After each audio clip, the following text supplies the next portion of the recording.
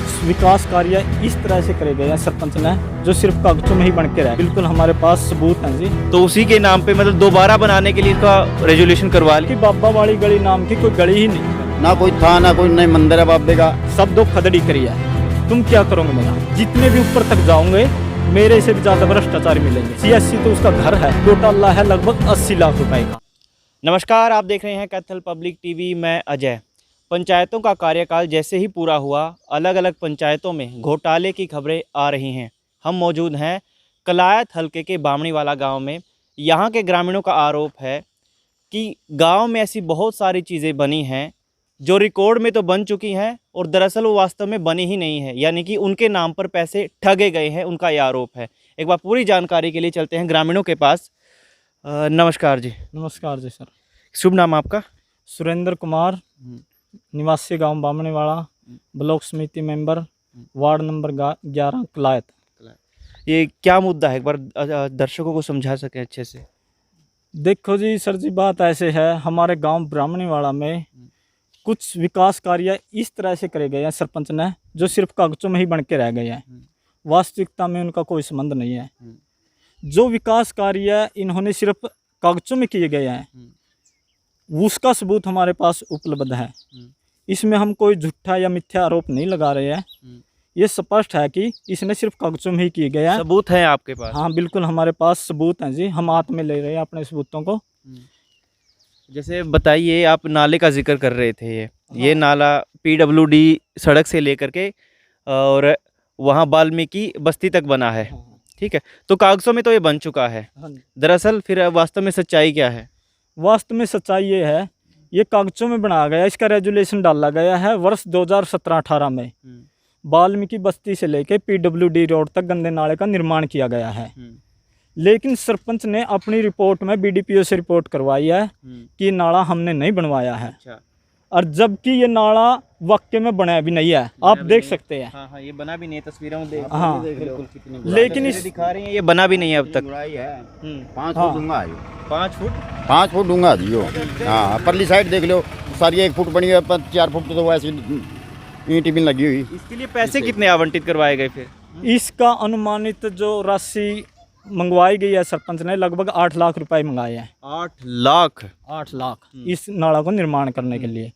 लेकिन इस नाला को 7,67,97 रुपए में तैयार किया गया। अच्छा। इस बात का सबूत है हमारे पास, अभी इसने तैयार कर दिया। ठीक है, कागजों में तो सबूत है कि ये 8 लाख, तकरीबन 8 लाख के समथिंग इसके लिए पैसे आवंटित हुए, लेकिन ये बना नहीं है। तो वो सारा का सारा पैसा सरपंच या पंचायत की जेब में? हाँ, ये आरोप है। ये आर्यन ट्रेडर्स को पैसा दिया गया है। इस बात का सबूत है हमारे पास। कुछ और बातों का आपने जिक्र किया कि गांव में ऐसी बहुत सारी सड़कें हैं जो कागजों में बन चुकी हैं लेकिन बनी नहीं है। हाँ, आप बताओ। आप बताओ। कौन सी बताओ?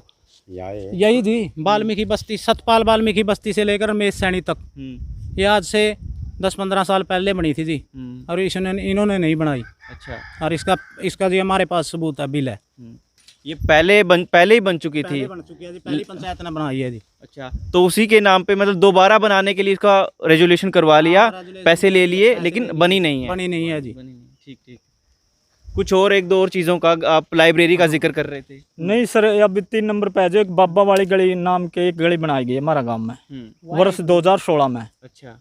जबकि बाबा वाली गली नाम की कोई गली ही नहीं है। अच्छा, गांव में बाबा वाली गली नाम से कोई गली भी नहीं है, उसके नाम पे रेजोल्यूशन डलवा लिया, पैसे ले लिए। ग्रामीणों को भी पूछा भी बाबा वाली गली है क्या? कोई बाबा के नाम पे कोई गली भी नहीं है जी। कोई बाबा का वाई भी नहीं लगता। अच्छा। ना कोई था ना कोई नई मंदिर है बाबे का। उसकी गली कहाँ से आएगी उसकी? अच्छा। उसका निर्माण कहाँ से होगा? उसके पैसे उसका ग्रांट, उसका ऐसे ही रेजोल्यूशन ले लिया फिर? रजिस्ट्रेशन पाएगा, उसका ग्रांट खा लिया। तो ग्राम पंचायत सोती रही, किसी ने कुछ कहा नहीं? कोई भी नहीं बोल सकता। अच्छा। बस जैसे कर रहे हैं ठीक है। जैसे कर रहे हैं ठीक हैं? और बताइए।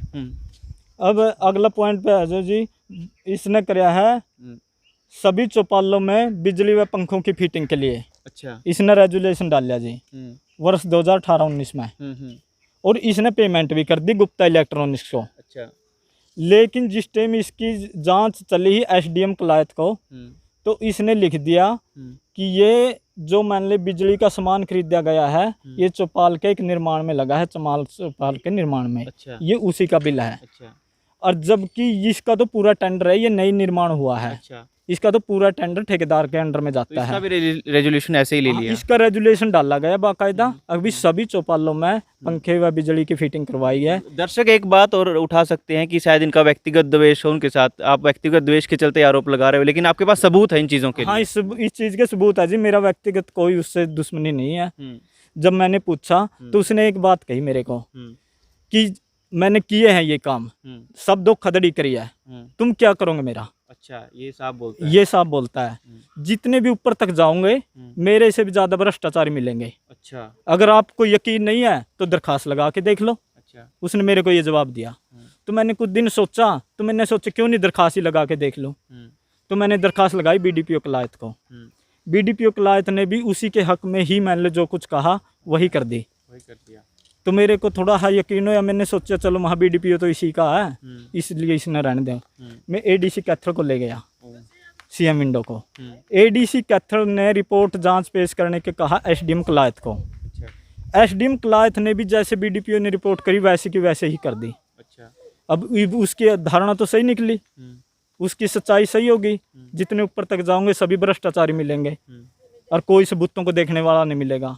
और वाकई में आज तक हमारे सबूतों को देखने वाला भी नहीं मिला जी। बिल्कुल। कुछ और लाए, गांव में पुस्तकालय भी है। हाँ। और आप बता रहे थे कि पुस्तकालय के लिए भी सोफे खरीदे गए, लेकिन वो सोफे पुस्तकालय की बजाय अपने निजी घर में रखे गए। हाँ हाँ, लेकिन इसने पुस्तकालय का एक रेजुलेशन डाला, मैं बुलवाऊंगा, रेजुलेशन डाला इसने। अभी पुस्तकालय के लिए सोफे व चेयर खरीदी गई है। रिपोर्ट में तैयार लिखता है कि ये सोफे और सीएससी में रखवाए गए हैं। इसका क्या मतलब है? सीएससी तो उसका घर है, इसलिए उसने वहाँ रखवा दिए। जबकि हमारे साथ मौजूद है पुस्तकालय का इंचार्ज, अम्बेडकर पुस्तकालय, इसको पूछो जी।